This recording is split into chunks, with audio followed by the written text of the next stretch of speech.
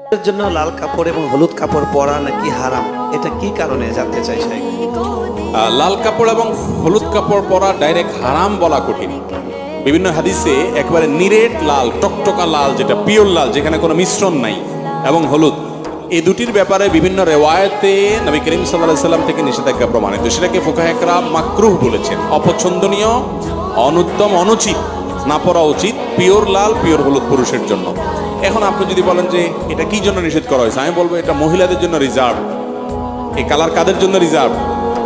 অন্যান্য কালার আপনিও পড়তে পারেন, মহিলারাও পড়তে পারে, আর মহিলারা এই কালার তাদের জন্য স্পেশাল। দিন বা ইসলাম বলে মহিলাদেরকে খাটো করছে কিছু খাটো বুদ্ধির মানুষরা বলে।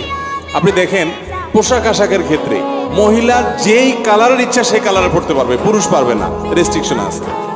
রেশম বলেন, সিল্ক বলেন, মহিলা পড়তে পারবে, পুরুষ পড়তে পারবে না, রেস্ট্রিকশন আছে। স্বর্ণ মহিলা পড়তে পারবে,